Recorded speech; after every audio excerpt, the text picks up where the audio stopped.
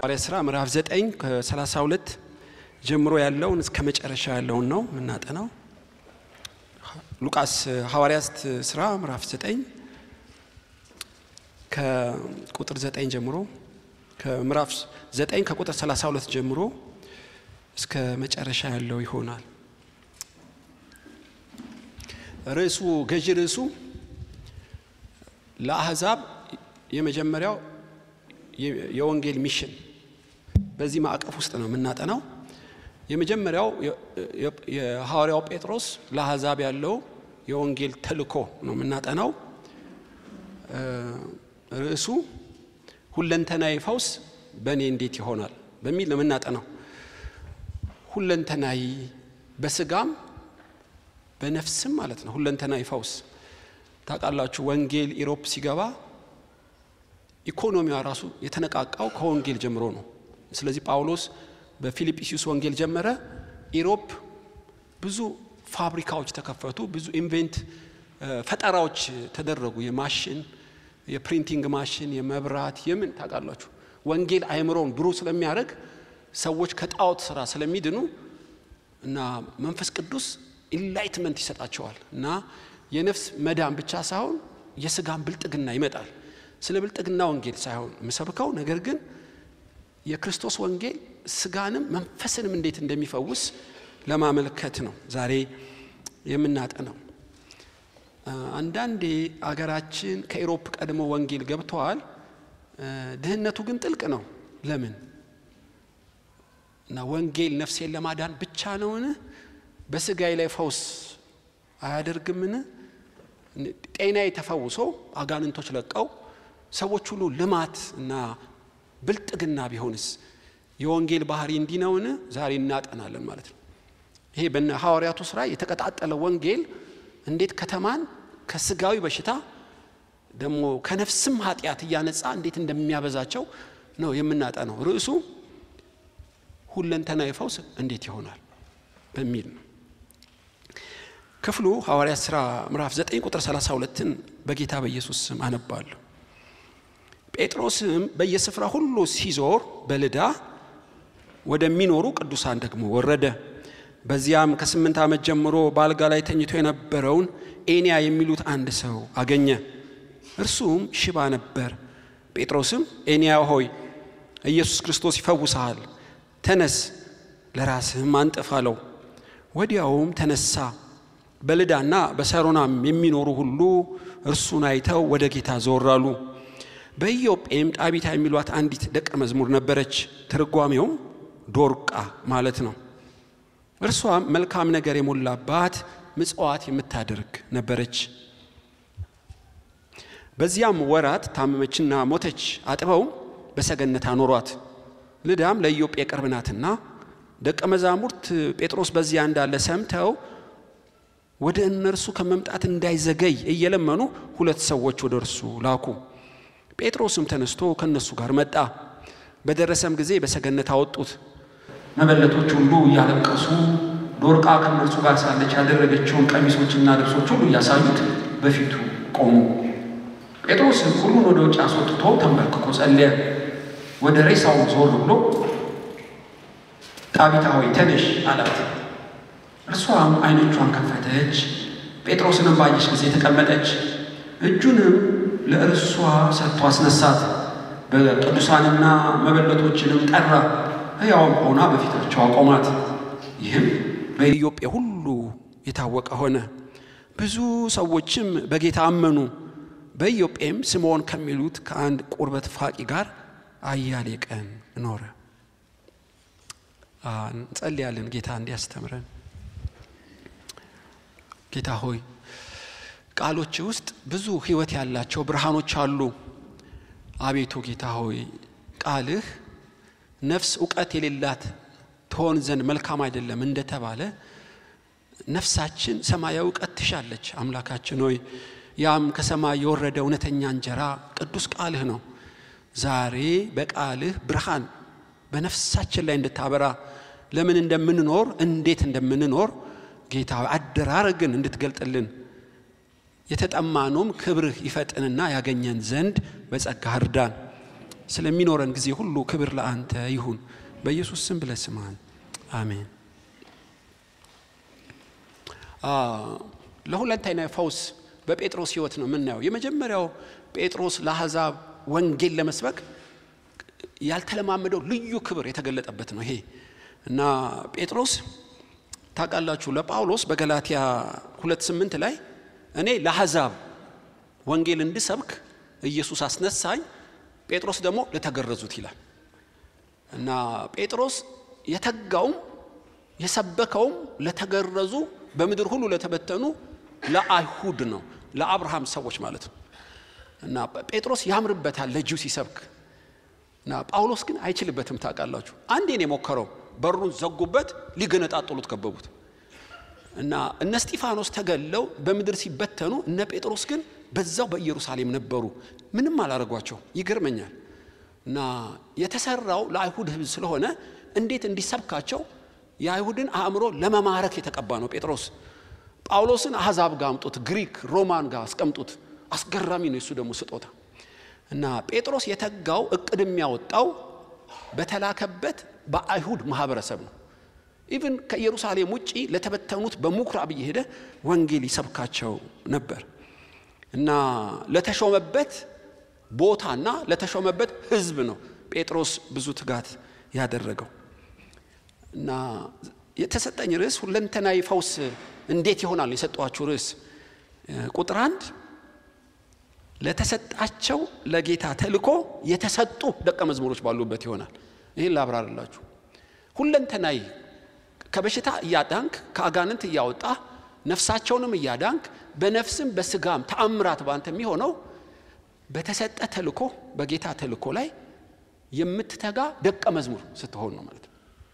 በክርስቲያኖች ብቻ እንዲህ ያለ ተአምራት አይመጣም። ስለዚህ ጴጥሮስ በተሾመበት የሚተጋ ደቀ መዝሙር ነበር። ምንድን ነው የተሰጠው?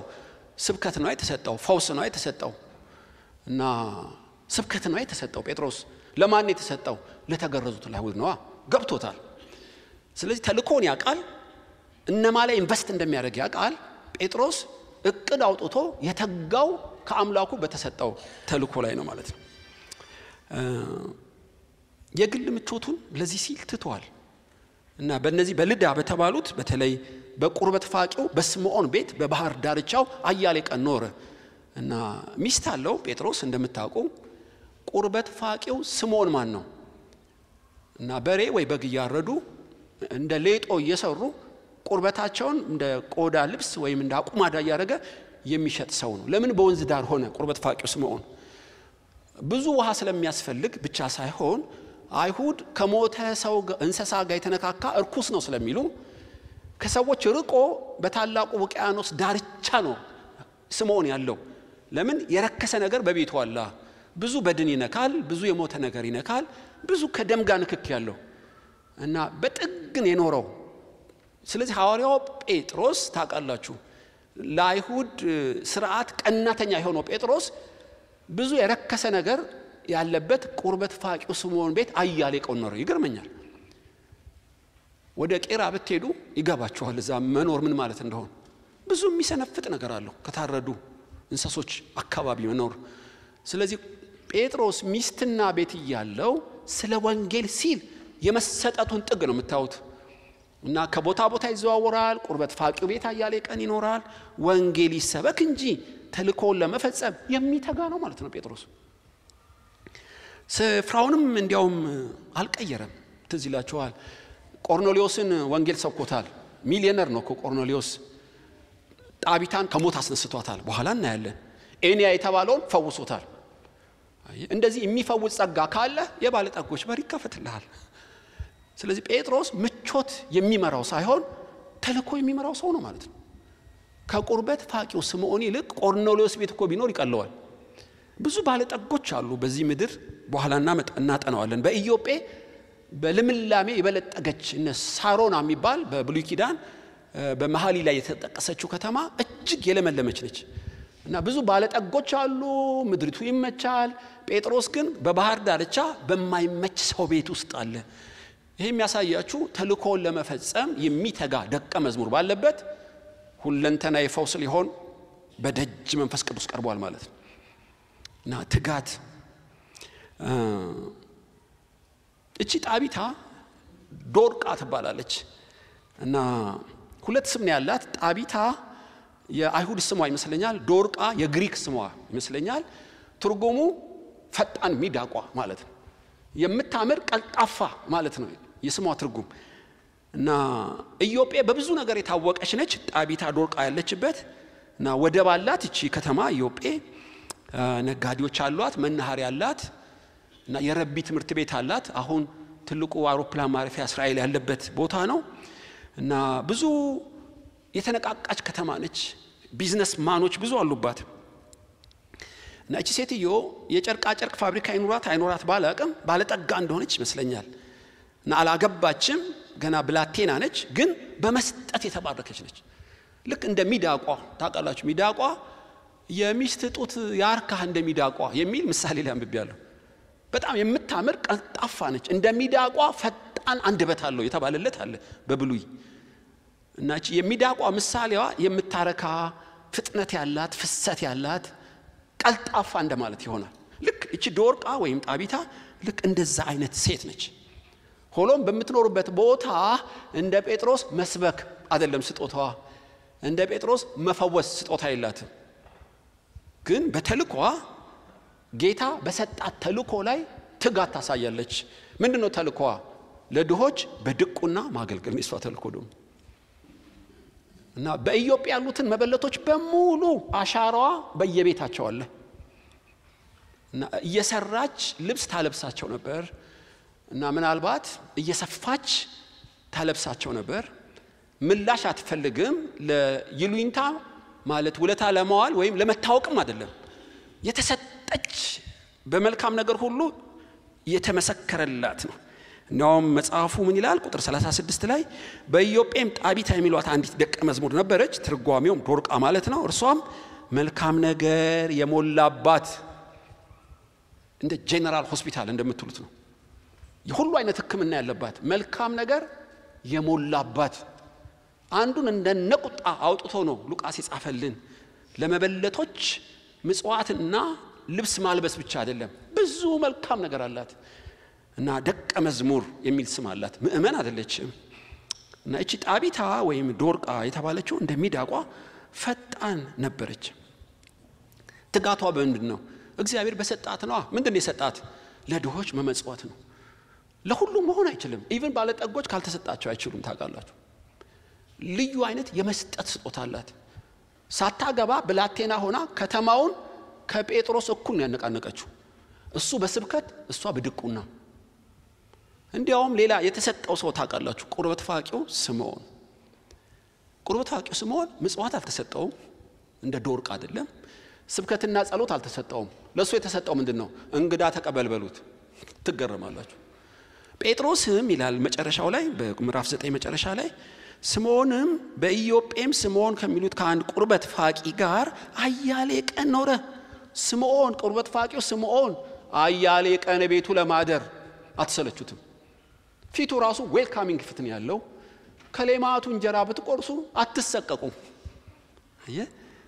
እሱ እንደ ባለጠጋ እናንተ እንደ ድሃነት አይሰማችሁም የራሳችሁ ንብረት ነው እንደሆነ የሚሰማችሁ የሚገርማችሁ ስለዚህ እንግዳ አቀባበል ከጌታ የተሰጠው ተልኮ ነው ማለት ነው እኔ ሐዋርያ አይደለሁ መንፈስ ቅዱስ አልተሞላው ወይ ሀብት የለኝ እንደው ባልተፈጠርኩ ኖሮ አይልም የተሰጠውን ያውቃል ለጴጥሮስ ወንጌል ይሰብክ ዘንድ ምቹ እንግዳ አቀባበል ማድረግ ከጴጥሮስ ጋር ድርሻ አለው ማለት ነው ስምዖን ይሄ ያልኳችሁ ቁርበት ፋቂው ስምዖን ማለት ነው ጴጥሮስም ስምዖን ስለሚባል ነው እና እንግዳ መቀበል ይችላል ማለት ነው በተሰጣቸው የሚተጉ ይዋሊደር እንጂ ድንገት ክብር እንደሚያገኛቸው መጽሐፍት ይመሰክራሉ ስለ ሁላችን በስብከት ላንተ ጋር እንችላለን ሁላችን አጋንንት በማውጣት ተአምራት በማድረግ ላይ ሆነ ይችላል ሁላችን እንግዳ መቀበል አንችልም ታውቃላችሁ ግን ለእያንዳንዱ መንፈስ ቅዱስ እንዳካፈለው በተሰጠው የሚተጋ ምእመን ባለበት ድንገት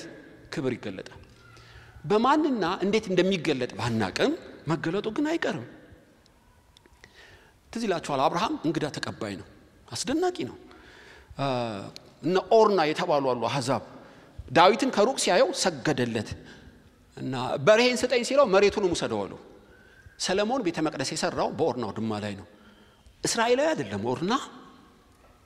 ነገር ግን ዓለም ሁሉ የሚጠባበቀውን በኢየሩሳሌም መሃል ያለችውን አላስጋ መስጊድ ያለባት አሁን መቅደስ የሚሰራባት ቦታ የኦርና ነች።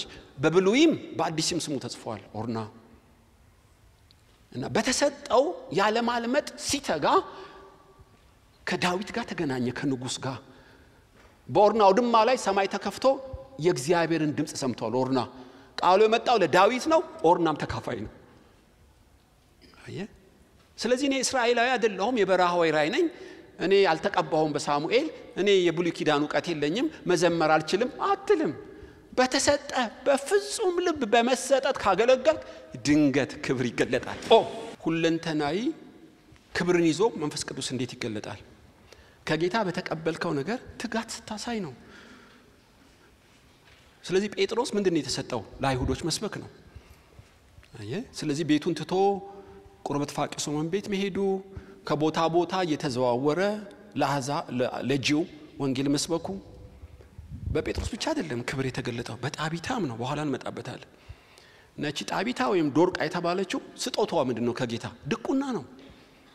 ቁርበት ፋቂ ሶመን ምንድነው? እንግዳ መቀበል ነው። ስለዚህ ነው አባታችን አብርሃም እንግዳ ተቀባይ ነው። ኦርና እንግዳ ተቀባይ ነው። ፊልጶስ ጳውሎስን ከወንጌል ክሩ ጋር ለአያሌ ቀን በቤቱ ተቀበላቸው። እና ባለን ነገር ሳንንቅ ትጋት ከጨመርንበት መለኮት ይገጥመዋል። ትዝ ይላችኋል ኤልያስ የተላከው ወደ ሶሪያ ወደ ሰራጵታ ነው። ያቺ ጭራሮ የምትለቅም ትጋቷ ትገረማላችሁ። ባላት በጥቂት ነገር በፍጹም ልቧ ስትተጋ እቤቷ ታላቅ ነብይ ገባ። ኢቭን የሞተ ልጇ ተነሳ። በብሉይና በአዲስ ታሪኳ ተመዘገበ። ስለዚህ እግዚአብሔር በማንም ይሰራል። ኃያል በሆኑ ካህናት፣ ፓስተሮች፣ የተቀቡ ሰዎች ብቻ አይደለም።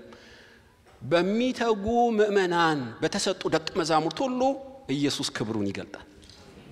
ስለዚህ ይሄ ቁርበት ፋቂው ስምዖን ጴጥሮስ አያሌ ቀን ቤቱ ሲኖር ምን ሊነግረው እንደሚችልና በቁርበት ፋቂው ስምዖን ቀጣይ የእግዚአብሔር ክብር አልተጻፈም እንጂ 100% እርግጠኛ ነኝ በጴጥሮስ ያለ መንፈስ ይጋባበታል። ያንንም ያክል ሙታን የሚያስነሳ ሽባን የሚተረትር ታላቅ ኢየሱስ የደከመበት ሐዋርያ እንጀራ እየበላ ብቻ አይኖርም። ቀጣዩ ሐዋርያ ቁርበት ፋቂው ስምዖን ነው። ታውቃላችሁ ይቀየራል። እና በትንሹ ለታመነ በብዙ ይሾማል። በተሰጠ ካልታመንክ በምድሩ ካልታመንክ የሰማውን ማን ይሰጣል? በቅዱሳት መጽሐፍት ሁሉ የተመሰከረው ያ ነው። እና አብዲዮን እና ኦርናን እና ዋርካ ለቃም የሆኑትን በጥቂቱ የታመኑትን ወደ ነብይነት ቀይሯቸዋል። እና በተሰጣቸው በጌታ ተልኮ የሚተጉ ድንገት ክብር ያገኛቸዋል። ታውቃላችሁ ብርሃን ልዩ ነው። ብርሃን እንደዚህ እንደ ፓውዛ ሊሆን ይችላል። እንደ ትራፊክ መብራት ተጠቀምበታል። ለጌጥ ይሆናል፣ ለሙቀት ይሆናል። የዓለም ብርሃን ናችሁ ሲል አንድ አይነት ብርሃን ታወጣለ ማለት አይደለም። እና እንደ ጨውና እንደ ብርሃን ጌታ በሰጠ ተልኮ ላይ ዓለምን ማብራት፣ የመረራውን እንደ ጨው ማጣፈጥ ይችላል። ግድ ፑልፒት ላይ መቆም ላይ ሆነብኝ ይችላል። አሁን እና ለዬ ካሜራ ይቀርጹኛል፣ እያበራው እኮ ነው ከኔ በላይ። እኔ ለ40 ደቂቃ ነው የምሰብከው፣ እሱ እኔን ይቀርጻል፣ እቤት ኤዲት ያደርጋል፣ ወደ ዳመና ይልከኛል። የዘላለም አምላክ ነው የምትሉ። ስለዚህ ቄሱ አንድ ቀን ወረፋ ሰጠኝ ለምን አልሰብክም ሁሌ ቀራጭ ነኝ ወይ ካለ ተሸወደ። አይልም አልያቃለው አይልም። እኔም እሱን መሆን አልችልም። ታውቃላችሁ በጥቂት ደቂቃ እንዴት እንደገጣጠማትዩ አልችልም። ታምር ነው። የእግዚአብሔር ክብር በተሰጠ ከተጋ መንፈስ ቅዱስ በዛ ውስጥ ያልፍበታል። ዋናው ተልኮዬን አውቀዋለሁ ሆይ የምተጋው በተሰጠኝ ነው ወይስ ባልተሰጠኝ? የተሰጠኝን አክብሬ ይዘዋለሁ ወይስ የሌላን ሰው ነው የምመኘው ነው ጥያቄው። አየ እኔን መሆን ማንም አይችልም አይሆንምም ለዘላለም። እኔ ነኝ እንደ አሻራ እንደ ስሜ ለየት ያልኩ ነኝ። አንቺም እንደዛው ልዩ ነሽ፣ ኮፒ አትሆኝም። ስላሴዎች በሰማይ አስበውሽ በክርስቶስ የወለደሽ መልካም ሥራ ለመስራት ነው። እና ይሄንን ማንነትህን ተቀብለህ በተቀበልከው ላይ ትጋት ከጨመርክበት ክብር ይገጠምለታል። ገበሬ ሆንክ፣ ሊስትሮ ሆንክ፣ ዶክተር ሆንክ፣ ፓስተር ሆንክ ዋርካ ለቃሚ ሆንክ በማንኛውም ኢየሱስ ይሰራል። በቁርበት ፋቂው በስምዖን ሰርቷል። እኔ የረከሰ ነገር አልበላሁም በሸማ እየመጣለት ጴጥሮስ አክራሪ ጅው እኮ ነው። እንኳን የረከሰ ቤት ውስጥ ሊገባ የረከሰ ነገር ማየት እንኳን በራእይ አይፈልግም። ነገር ግን ቁርበት ፋቂው ስምዖን ጴጥሮስን እንደ ማግኔት ሳበው። ለምን ይመቻል። እንግዳ አቀባበሉ እንዴት እንደሆነ ባላቅም እንደ ማግኔት ነው የሚስባችሁ። እኔ አንድ ቸርች ጥያቄ አድርገውለታል ለፓስተሩ። ያንተ ምዕመናን ሁሌ እየበዙ ነው ምን ብታስተምራቸው ነው አሉት። እኔ አስተማሪ አይደለሁም እኔ አውቀዋለሁ። ምዕመናን የበዙት ገና ሲመጡ በር ላይ እያንዳንዱን ሰላም ታሰጣቸዋለሁ ሲገቡና ሲወጡ እና በዛ ጊዜ እየሰጠው ሰላም ስለምላቸው ፍቅር ስለተሰማቸው ነው የበዙት ብሎ ሲናገር ሰምቼዋለሁ። ፓስተሩ ሁሉ በር ላይ ቆሞ ሰላም ይበል ማለት ግን አይደለም። ኢየሱስ ስጦታ ለየት ያለ ነው። አየህ የሚያሳያቸው ፈገግታ የሚሰጣቸው ጊዜ ማንን እንዴት እንደሚያናገር ፈታቶ መቅጠም ይችላል ማለት ነው ሰውየው።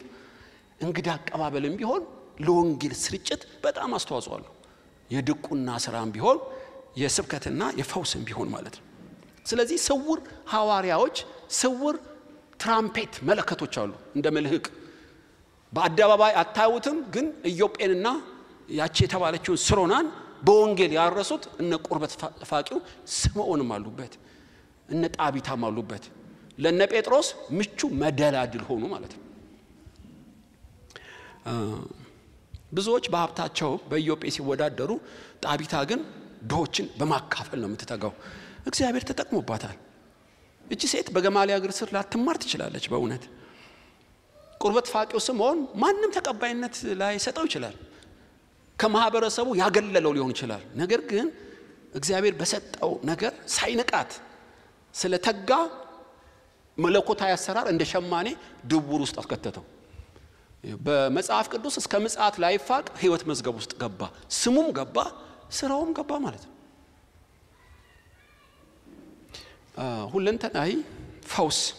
ሁለንተናዊ ፈውስ በእኔ እንዴት ይሆናል? ከጌታ በተቀበልከው መትጋት ስትጀምር ነው። መትጋት ስትጀምሪ ነው። ሳትንቂው ከሌላ ጋር ሳትፎካከር በትንሹ ከታመንክ ሌላውን ለእግዚአብሔር ተወው። ማንን ከየት እንደሚያመጣ መቼ ጊዜ ምን እንደሚያደርግ እርሱ ስጦታ ይሰጠ ያቀበታል። በብሉይ ብዙ ምሳሌዎች አሉ። ትዝ ይላችኋል። አንዲት የሶሪያ ደጋጣዮች መተው አንዲት ብላቴና ሴት ጠልፈው ወሰዱ እና አንድ የጄኔራል ቤት ወጥ ሰሪ ነበረች ብላቴና። ለመቤቷ ጌታዬ ንዕማን ለምጻም ነው ወደ ኤልሳ ቢሄድ እኮ ይፈወሳል አለች። እሱ ጄኔራል ነው እኔ ምርኮኛ ወጥ ሰሪ ነኝ አላለችም። ትንሽ ነች የተናገረችው። ታምራት ሆነ። ስንት ሺህ ኪሎ ሜትር መጥቶ ብቅ ጥልቅ ሲል ታውቃላችሁ። በብሉይና በአዲስ ኪዳን ኢየሱስ የጠራው ታሪክ ሆኖ ቁጭ አለ። ያቺ ብላቴና ክርቢትን የለኮሰችው የትጋ ቤንዚን ላይ ይረፍ ነዳጅ ላይ ጭድ ላይ ይረፍ አታውቀውም። ያከታተለዋል ጌታ። ብላቴናዋ አልናቀችም ስጦታዋን። ኤልሳ የሚባል በጆሮ አይሰማችሁ እንደምንም ብላ ጄኔራሉን ብትፈራውም ለሚስቱ ሹክ አለቻት። አለቀ። ከዛስ በኋላ የጌታ ስራ ነው። ለምጽ መፈወስ የሱ አይደለም የጌታ ነው። ከሷ ደግሞ በትሩን ተቀብሎ የሚያሯሩጥ ኤልሳ አለ። እሷ ድርሻዋ ነች። ኤልሳም ድርሻውን የተወጣው ነው። ታላቅ ነብይ ኤልሳ አለ። በጓዳ ውስጥ ስሟ ያልተጠራ ሰራተኛ አለች። ሁለቱም ጌታ ሰርቶባቸዋል። እሷ ባትኖር ንዕማን ባልተፈወሰ። በእውነት በብሉይ ኪዳን አንድ ታሪክ ወደ ልቤ መጣ እና ዳዊት ታውቃላችሁ ወደ ጫካ ሄደ እና አቢሴሎም ቤተ መንግስቱን ተቆጣጠረው። ከዛ አኪጦፌል ምክራቸው መሬት የማይወድቅ የሚደባልቁ ካውንስለሮች ከአቢሴሎም ጋር ነበሩ። አሁን የአኪጦፌልን እና የአቢሴሎምን ምክር ከፓርላማው ቀርቶ የሚያመጣለት ዳዊት ፈለገ ጫካ ውስጥ። ስለዚህ እና አኪማስ የተባሉ የካህናት ልጆች ልብሰ ተክህኖ የሚለብሱ ከዳዊት ጋር በስለላ ሊረዱት ፈቀዱ። ሆኖም እነዚህ ሁለት የካህናት ልጆች ህዝብ ሁሉ ስለሚያውቃቸው ቤተ መንግስት መግባት አይችሉም። ታዋቂነታቸው እንቅፋት ሆነ። ለዳዊት ነው ልባቸው ወሬ ከፓርላማ ማን ያምጣላቸው? ለምን? ቤተ መንግስቱ በደህንነት ሰራተኞች ታጥሯል። እንዲያውም ሁለተኛ ሳሙኤል ላይ ይመስለኛል የዚህ ሴትዮ ታሪክ ወደ አይምሮዬ ከመጣ ክፍሉን እነግራችኋለሁ። እና ሴትየዋ አስገራሚ ነች። ሁለተኛ ሳሙኤል 17 ገደማ ትመስለኛለች። እና አንዲት ባሪያም መጣች ይላል። ባሪያ ማለት ሸረሪት የምታጸዳ መጥረጊያ ይዛ ቅጠል የምትለቅም ማለት ነው። ምናልባት ከአፍሪካ ከሰሜን አፍሪካ ከወደ ሊቢያ የተፈነቀለች ነች። እና ምን ሆናችኋል የምትረበተበቱት? አረ ንጉስ ዳዊት ዮርዳኖስን ከመሻገሩ በፊት የቤተ መንግስቱን የአቢሴሎምን መረጃ ፈለገ። ማን ይንገረው? በደህንነት ታጥሯል በካሜራ ተቀላላ። ችግር የለውም ምን ይነግራችኋለሁ፣ እየተመላለስኩ ነው መነግራችሁ። እንዴት ሆነሽ? ባርነቴ አሁን ነው የምጠቀምበት አለች። ባሪያዋም ቀጥታ ዘንቢልና መጥረጊያ ይዛ ቤተ መንግስት ቀጥታ ከየት መጣሽ ወዴት ትሄጃለሽ አላሏትም። ለምን? ባሪያ ነች። እንደዝም ብን የቆጠሯት። ይሄን የተፈለገው ደህና ናችሁ? ደህና ነን። ሃይ ምን ልሰይ? ሸረሪት ቅጠል ልለቅም ነው። ሰላም አልጋ አንቺ ሁን። ሄዳ ቤተ መንግስት ሾልክ ብላ ገባች። እዛ የዳዊት ወዳጅ አርካዊ ኩሲ የሚባል ሁሉን መረጃ የቀዳ እንዳይወጣ ግን ደህንነት የተመደበለታል። እና ልፍ ብላ ጠቀሰችው። ለዚህ ዳዊትን ለማዳን የእስራኤልን ንጉስ ለማዳን ብቸኛ መድኃኒት እኔ ነኝ፣ በፓርላማ ውስጥ የሆነውን ንገሪኝ አላት። ጠቅላላ ዘገዘከላት።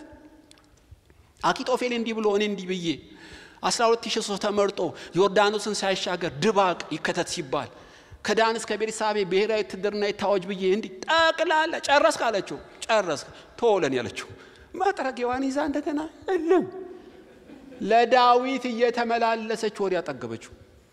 ዳዊትም ዮርዳኖስን ተሻግሮ አመለጠ ይላል። ለንጉሱና ለሰራዊቱ መዳን ታላቅ አስተዋጽኦ ያደረገችው ስም የሌላት አንዲት ባሪያ ነች። አታውኑ አልናቀችውም ባርነቷን። እግዚአብሔር በሰጣት ተልእኮ ላይ በቦታዋ ላይ በትጋት ስትሰራ በብሉይ ኪዳን አንድ ምዕራፍ ተጻፈላት። አስደናቂ ነገር እግዚአብሔር በደካሞች ይሰራል። ስሙ የተባረከ ይሁን። በእውነት ራሳችን ካልናቅን አረባም አልጠቅምም እያልን መክሊታችን ካልቀበርን በቀር ለብዙዎች ብርሃንና ጨው የሚሆን ለእያንዳንዳችን ሰማያዊ ጸጋ ውስጣችን አለ። ስሙ የተባረከ ይሁን። ወገኖች ሆይ ሁለንተናዊ ፈውስ የሚመጣው በእንዲህ ያለ መንገድ የሰዎች ሁለንተናዊ ፈውስ ምክንያት መሆን እንዴት ይቻላል? ከጌታ በተሰጠኝ ተልእኮ መትጋት ሲጀምር ነው። እሺ አሁን እውነት ወይ ውሸት ትላላችሁ? ለሰዎች ሁለንተናዊ ፈውስ ምክንያት መሆነው ስተጋ ነው። እውነት ውሸት? እውነት ውሸት? እስኪ ውሸት የምትሉ እውነት የምትሉ? ውሸት ነው። እኔ እኮ ስለ ትጋት አይደለም ያወራሁት፣ ከጌታ በተቀበልከው መትጋት ነው። ለምን ያለ ቦታው የሚተጋለ ተጣዋት እስከ ማታ ዕውቀት የሌለው ትጋት አለው። ዝም ብሎ የሚፋጨራል። ትጋት የሚመዘገብልህ በተሰጠህ ነው። በቃ እንግዳ ተቀባይ ነህ። እሺ በድቁና ተጋለው ብትል አይሆንልህም። ብዙዎችን ነው የምታስለቅሰው። ድቁና የሚያምርባት ለጣቢታ ነው፣ ለዶርቃ እንግዳ መቀበል አያምርባትም። የሚያምርበት ለቁርበት ፋቂው ለስምዖን ነው። ፈውስና ስብከት ለጳውሎስ ነው፣ ለጴጥሮስ። በምድብ ስትሆን ማብራት ትጀምራለህ። የአገልግሎት ትንሽ የለውም። የተሳሳተም ክርስቲያንም የለም። የተሳሳተ ቦታ ሊኖር ይችላል። ከንቱ ትጋት አለ፣ ያለ ስጦታው የሚተጋለ። እነዚህ ግን ያልኳችሁ ሁሉ ከጌታ በተሰጣቸው በሚተጉት ላይ የእግዚአብሔር ክብር ይሆናል። ማንኛውም ስጦታ እግዚአብሔር ይጠቀምበታል። ሁለተኛስ ሁለት ነው ማወራችሁ። ሁለተኛው ቅዱሳን በበዙበት ሁለንተናዊ ለውጥ ይሆናል። መጀመሪያ ከጌታ በተቀበሉት በሚተጉ ነው። ሁለተኛስ ቅዱሳን እየበዙ ባሉበት ሁለንተናዊ ለውጥ ይሆናል። ይሄንን በዚሁ ክፍል ላይ ነው ያገኘሁት። እዚሁ ምዕራፍ 9 ላይ ቁጥር 32 ጴጥሮስ በየስፍራ ሁሉ ሲዞር በልዳ ወደሚኖሩ ቅዱሳን ልዳ በተባለች ከተማ የሚኖሩ ቅዱሳን አሉ። ምን ማለት ነው ቅዱሳን? ወደ 3 አይነት ቅድስና ለአማርኛው ነው አንድ ያደረገው እንጂ justification sanctification glorification እየተባለ ግሪኩ ይተነትነዋል እንግሊዘኛው በኢየሱስ ስታምን ለዘላለም ድነት ውስጥ ትገባለህ ስም በሕይወት መዝገብ ይጻፋል አለቀ እዳ ተከፈለ ከሲኦል ዳንክ ሁለተኛው ደግሞ ቅድስና ጽድቅ የፍርድ ቤት ቋንቋ ነው ቅድስና የቤተ ክህነት ቋንቋ ነው እነዚህ በልዳ የሚኖሩ ቅዱሳን በኢየሱስ በማመን የተገኘውን ቅድስና ሳይሆን በጌታ አምነው ከዳኑ በኋላ በእለት ተእለት የሚገኘውን ቅድስና ላይ ስር የሰደዱ ማለት ነው ላብራራላችሁ ይሄን ኢየሱስን ስታምን 100% ተይዞልሃል በመስቀሉ ሥራ ተሽሮልሃል ስም በሕይወት መዝገብ ተጽፏል የዘላለም ሕይወት በእምነት ካገኘ በኋላ ቅድስና የሚባል አለ ጽድቄ በክርስቶስ 100% ተይዞልኛል ቅድስናዬስ የኔ መታዘዝ ይጠይቃል ለመስደቅ ያንተ ሥራ አይጠይቅም ማመን ነው ለመስደቅ ኢየሱስ ጨርሶታል ቅድስና ግን መታዘዝን ይጠይቃል መገዛትን ይጠይቃል መለማመድን ይጠይቃል ብዙ አመት ጴንጤ ሆኖ ኖሮ ቅድስናው የልጅ ይሆናል ዛሬም የሚዋሽ ነገም የሚዋሽ በጌታ ያመነ በቸርች የሚመላለስ ሲኦል ላይ ገባ ይችላል እየተቀጣይ ዲሲፕሊን ቅጣት ይጠበቅለታል ህይወቱ ስላመነ ሲክድ ነው የሚክደው ነገር ግን ቅድስናው እየጨመረ ስጋውን በመግዛት ኃጢያትን እየካደ ክርስቶስን ወደ መምሰል የሚያድጋል ይሄ ቅድስና እስከ ምጽአት ይቀጥላል አየ ቅድስናዬ አልቋል የምትለው አይደለም ሁሌ የክርስቶስን የጽድቅ ፍሬ ያፈራ ቃል ያነበብክ እየጸለይክ ራስን በመግዛት ባሰለጠንከው ልክ ቅድስና ያድጋል ሶስተኛው ቅድስና ፍጹም ቅድስና የሚባለው ኢየሱስ ሲመጣ ስጋዬ ሲለወጥ የሚሞተው የማይሞተውን የሚበሰብሰው የማይበሰብሰውን ሲለብስ ያን ጊዜ ኃጢያት ማድረግ ሳቆም ፍጹም ቅድስና ውስጥ ገባለሁ ስለዚህ ድኛለሁ እየዳንኩ ነው እድናለሁ የሚለው የቴዎሎጂ ቋንቋ ማለት ነው ድኛለሁ ጸድቄያለሁ ግን ቅድስናዬ በሂደት ውስጥ እያደገ ነው የሚመጣው ማለት ነው በልዳ ወይም በሰሮና የሚኖሩ እነዚህ ቅዱሳን ይላቸዋል ሉቃስ ወደሚኖሩ ቅዱሳን በግሪኩ ስታዩት ራስን በመግዛት በቅድስና የጨመሩ ማለት ነው እናንተ የቆሮንቶስ ሰዎች መንፈስ ቅዱስ ሞልቶባችኋል ብዙ ጸጋ ስጦታላችሁ ለምን በክርስቶስ በማመን ጸድቃችኋል በክርስቶስ ለተቀደሱ በቆሮንቶስ ላሉ ምእመናን ጳውሎስ ሊሽረው አይችልም ነገር ግን የቅድስና ፍሬ የላችሁም እኔ ከይፋ ነኝ የቀብጥር ሰው ይያል ገና ዘረኛ ምናምን ናችሁ ውሸታም ይያለ ይወቅሳቸዋል በክርስቶስ የጸደቃችሁ ይልና ገባ ስትሉት ብዙ የቅድስና ችግር አለባቸው እነዚህ ግን በልዳ የሚኖሩ በሰሮናም የሚኖሩ ደቀ መዛሙርቶች በቅድስና ኃጢያትን ድል በመንሳት ስጋቸውን በመግዛት በጣም የጨመሩ ነበሩ ማለት ነው ምሳሌ ላይ ጻድቃን ሲበዙ ምድር እልል ትላለች ኃጢያተኛ ሲበዙ ህዝብ ያለቅሳል ይላል አየ ሁሉ በጴንጤ በየቦታው በቅድስና ቢጨምር ጉቦ ባይጠይቅ በጽድቅ ቢኖር ከተማዋ ተአምራዊ ለውጥ ነው የምታመጣው በእውነት ነው የምላችሁ አህዛቦች እንኳን ቢሰርቁ አሁን ያለነው ዳግም የተወለድን ጴንጤ ብቻ በቅድስና እየጨመረ ቢመጣ አዲስ አበባችን እንደ ስሟ ትቀየራለች እንደ ጨውና እንደ ብርሃን ብዙዎችን ስለምን ኮንን ከተማዋ ተረጋግታ መልህቅ እንደጣለች መርከብ እየደመቀች ነው የምትመጣው ችግሩ ክርስቲያን እንጂ ቅዱሳን እየጠፉ መጡ ጴንጤው ራሱ አንዳንዴ ልነግራችሁ አልችልም በስውር አይደለም በግልጥ የሚጠይቁ አሉ አንዳንድ ነገር አየ ፈቶ ማግባት መዋሸት ጉቦ ብላክ ማርኬት ቅብጥርሶ ሄደ በለው ኖርማል ሆኗል አሁንማ ውጪ ለመሄድ እህቱን ማግባት ታስሬ ነበር ተገልብጬ ነው ሄደ በለው ኖርማል ሆኖ ቁጭ አይደለ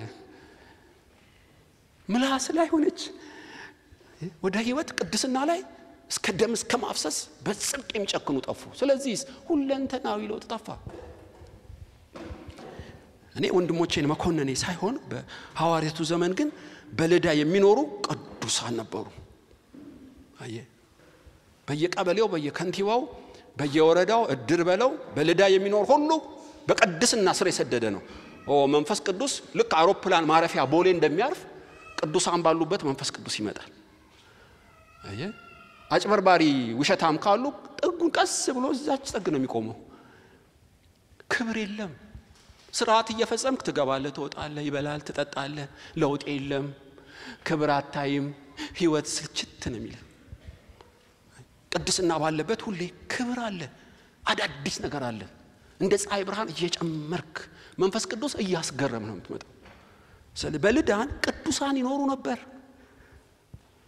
ቅዱሳን ብቻ እኮ ብዙ ነጋዴዎች አሉ፣ ረቢዎች አሉ፣ የሮም ጀነራሎች አሉ።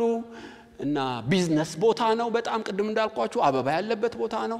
ምድሩ ለም ነው፣ መርከበኞች አሉ፣ ብዙ ነገር አለ። ቅዱሳንም አሉ። ኒውትራላይዝ አድርገውታል። በስውር የተቀመጡ ተልኳቸውን የሚያውቁ ደሞስ በኃጢአት የማይደራደሩ ቅዱሳን ሰዎች አሉ። ሁለንተናዊ ለውጥ እንደዛ ነው የሚመጣው። ይሄ ጽድቅ የፍርድ ቤት ቋንቋ ነው እንዳልኳችሁ በክርስቶስ ስናምን የሚገኝ ነው። ዕብራውያን 3:10 ላይ ቅድስና የቤተ ክህነት ቋንቋ ነው፣ በየቀኑ ማደግ። ስለዚህ ነው በምድር ላይ እንደ ኤምባሲ ነን። ታውቃላችሁ አሁን የአሜሪካ ኤምባሲ እንጦጣዋለን። የሰማይ ኤምባሲ አንተ እኮ ነህ እና እኔ ነኝ። የክርስቶስ መልእክተኞች ነን፣ የኢየሱስ ምስለኔዎች ነን፣ አምባሳደር ነን። የመንግስተ ሰማይ ኤምባሲ ነኝ ማለት ነው። አንዳንድ ኤምባሲዎች አሉ ውጭ ሀገር የሚሾሙ አምባሳደሮች ኢትዮጵያን ወክለው ለኢትዮጵያ ህዝብ ይኖራሉ። ነጋዴ ያመጣሉ፣ የኢትዮጵያን ጥሩ ገጽታ ይናገራሉ፣ አይፈተሹም።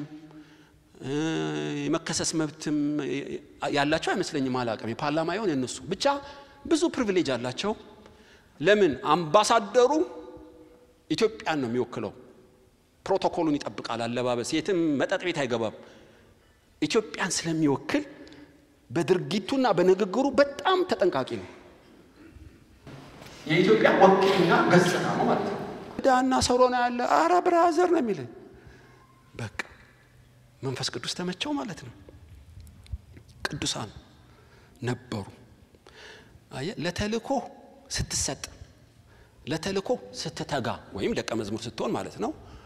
እና በቅድስና ስትጨምርበት እዛ ላይ ተልኮና ቅዱስ በቅድስና መኖርን ልክ እንደ በሶ በጥበጣው ማለት ነው የሚሰጥ ከለር ሁለንተናዊ ለውጥ ይባላል። አንተ ባለበት ምድሩ ዛፍ ያበቅላል። አንተ ባለበት ሽባው ይተረተራል። አንተ ባለበት የሞተ ብድግ ነው የሚለው። አንተ ባለበት እንባባሽ ነው የምትሆነው። ይሄንን ሄዳችሁ ይሁ ኤንያም ይላል እዛ ቁጥር 32 ላይ ጴጥሮስም በየስፍራው ሁሉ ሲዞር በልዳ ወደሚኖሩ ቅዱሳን በዚያም ከ8 ዓመት ጀምሮ በአልጋ ላይ ተኝቶ የነበረ ኤንያ የሚሉት አንድ ሰው አገኘ። እርሱም ሽባ ነበር። ጴጥሮስም ኤንያ ሆይ ኢየሱስ ክርስቶስ ይፈውሳል፣ ተነሳ አለው። ለራስህ አንጥፍ አለው። ወዲያውም ተነሳ። ሃሌሉያ! ቀላል እንደ ዕለት እንጀራ ነው። ኢየሱስ ያደርግ አይቷል። አሁን ኢግናይትድ ይሄ በቅድስናና በተሰጦ ስትጋጠም ለ8 ዓመት ያስለቀሰው ከሰው ሁሉ በታች ሆነ የተናቀው ኤንያ ብድግ አለ። ግዚያውን የበላው በሽታ አቋረጠው ጴጥሮስ። በስጋው መዳኑ ብቻ አይደለም፣ እንዲያውም የሚገርመኝ በልዳና በሰሮና የሚኖሩ ሁሉ እርሱን አይተው ወደ ጌታ ዞራሉ። ኤንያ የነፍስ አዳኝ ሆነ። እሱ ብድግ ሲል ነፍሳቸው መዳን ጀመረ። በነፍስ ሽባ የሆኑት ራሱ ገቢ ሆኑ። ኤንያን ብቻ አይተው በከተማ ያሉ በሙሉ ኢየሱስን አመኑ። በስጋም በነፍስም መዳን ሁለንተናዊ ለውጥ። በስጦታ ስትሰማራና ቅድስና ስታክልበት አለቀ። ለብዙዎች መድኃኒት ነው የምትሆነው። እንዲያውም ዶርቃ ራሷ ሞታ ስለነበረ ታውቃላችሁ፣ ጻድቃን ይሞታሉ፣ ነገሩን የሚያስተውል የለም። ሰዎች ሳይጠግቧት ዶርቃ ወይም ጣቢታ ሞተች። አይ እንደ ሐናና ሰጲራ አንቀብራትም አሉ። ገላዋን አጥበው የአይሁድ ልማት የሞተ ሰው ስታጥበው ድንገት ሊነቃ ይችላል ብለው አሰቡ። እያጠቡ ቢያገላብጧት አልነቃለች። በጠረጴዛ ላይ፣ በደርብ ላይ፣ በፎቅ ላይ አስቀመጧት። አንቀብርም አሉ። ለምን? በተጽዕኖ በጽድቅ ተጽዕኖ አነቃንቃቸዋለች። ስለዚህ ጴጥሮስ በልዳ በኢዮጴ እንዳለ ስለሰሙ 2 ሰዎች በግድ እንዲያመጡት ላኩ። ሁለቱም ሄደው ጴጥሮስን በግድ ናሉት፣ እንፈልጋለን አሉት። እና ሲመጣ ጠቅላላ ጣቢታ የሰራቸውን ልብስ ይዘው እንደ ባንዲራ በሰልፍ ጠብቀውታል። እያለቀሱ እባክህ አስነሳልን። አልጠገብናትም።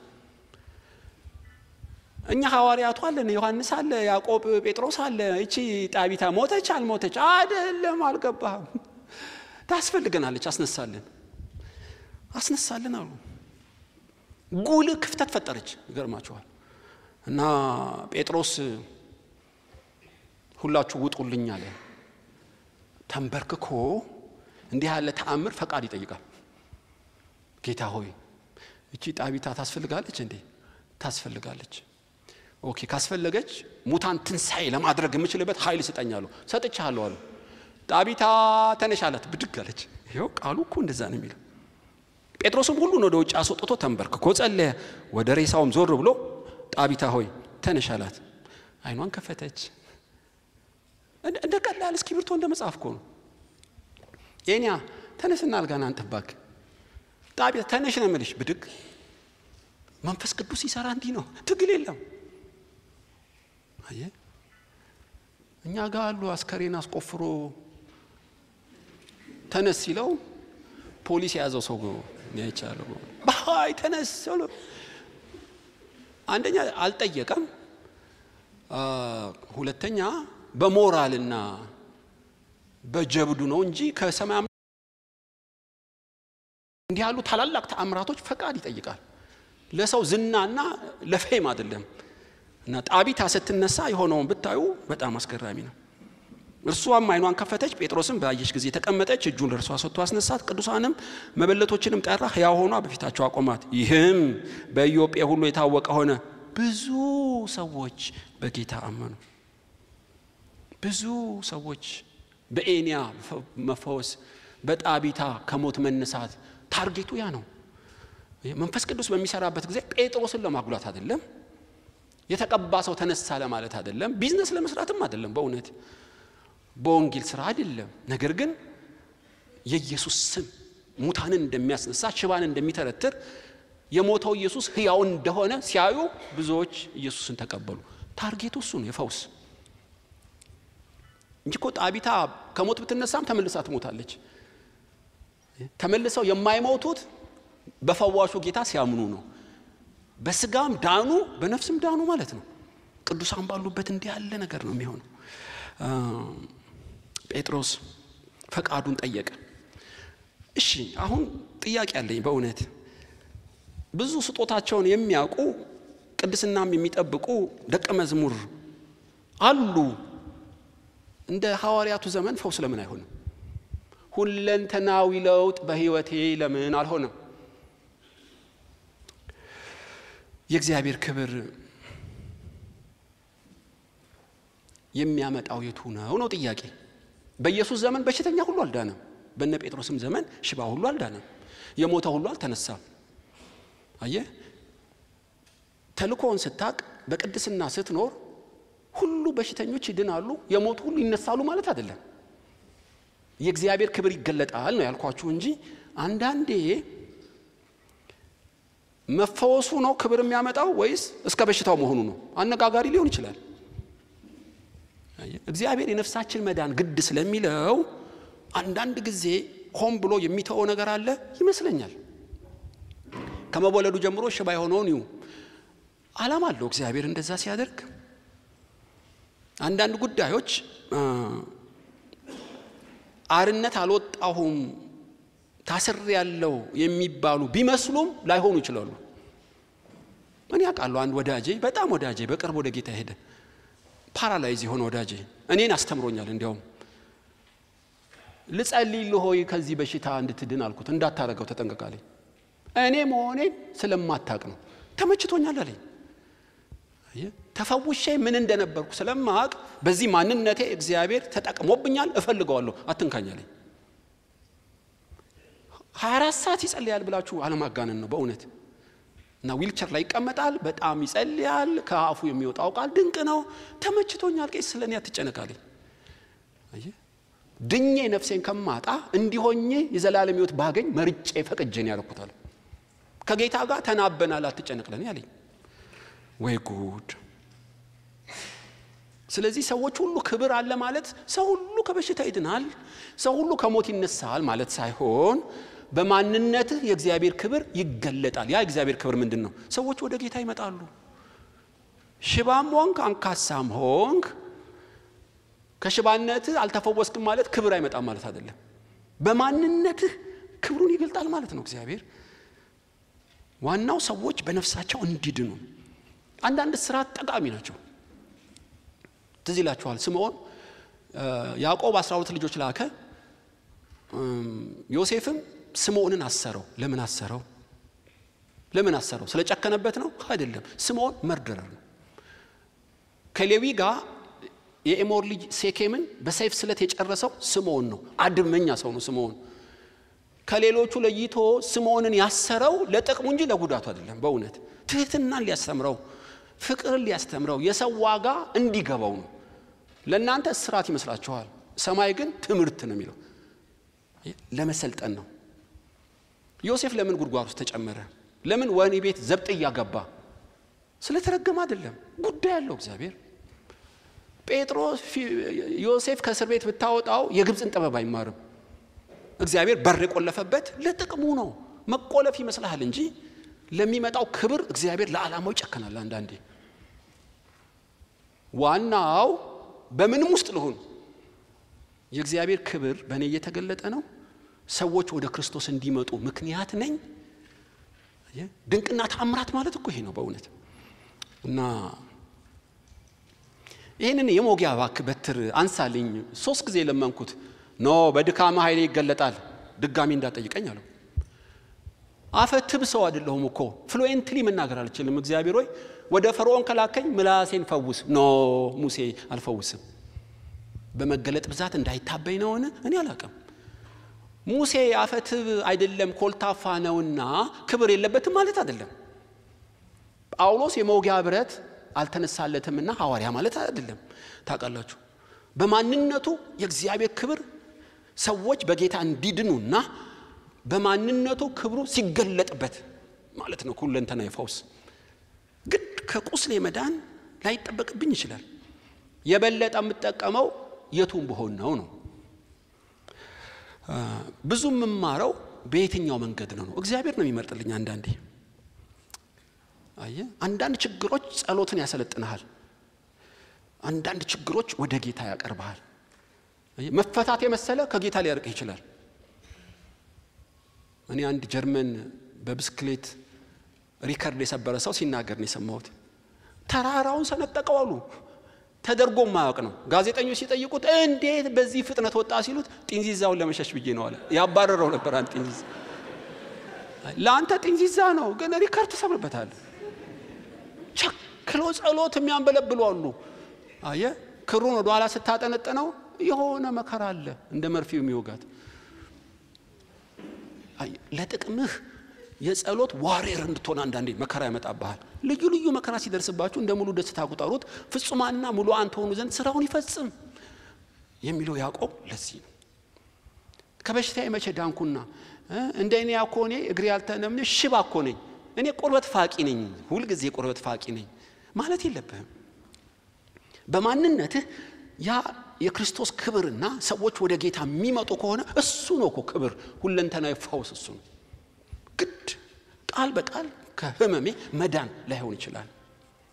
ዋናው የሚጠቅመኝቱ ነው። ጥንካሬና ትዕግስት ምንጭ ሊሆን ይችላል መከራ። በውስጤ ሞት ትሞታለህ አለኝ። የሞት ድምጽ ሰማሁ። ከአቅሜ በላይ ያለ ልክ ተፈተንኩ እና ነገር ግን እግዚአብሔር አጽናናኝ እና ሌሎችን እንዳጽናናበት ሆነ። እምነቴም ጨመረ፣ ምስጋናም ለእግዚአብሔር በዛ ይላል ጳውሎስ። ልጄ ጢሞቴዎስ ሆይ ስለ ህመም ትንሽ ወይን ጠጣ ይለዋል። ብዙዎችን በፈውስ እኮ የሚያገላብጥ ነው ጳውሎስ። ለጢሞቴዎስ ለምን አልሰራም? ጢሞቴዎስ የተረገመ ስለሆነ እምነት ስለጎደለው አይደለም። የሚፈውስ ሜንተር ወይም ሐዋርያ ስለሌለም አይደለም። ምናልባት በጢሞቴዎስ ላይ ያቺ የሆድ ህመም ምን ስራ አላት እኔ አላቅም። እርግጠኛ ነኝ በዓላማ እንደሆነ ይመስለኛል። ጢሞቴዎስ እኮ ሚሽነሪ ነው። ግብዝነት የሌለበት እምነት ነው። በቅንነት ለሰዎች የሚጨነቅ ነው። ነገር ግን የሚያስነክስ ነገር አለው። ጥያቄ አልፈጠረበትም። ዋናው በሱ የእግዚአብሔር ክብር ተገልጦ ሰዎች ይዳኑ፣ ለእግዚአብሔር ክብር ይመች እንጂ ስጋዊ በሽታው ምንም አይደል። አንዳንዱ አይገባንም፣ አንዳንዱ ለጥቅም ነው፣ አንዳንዱ የእግዚአብሔር ጥበብ አለበት ውስጡ።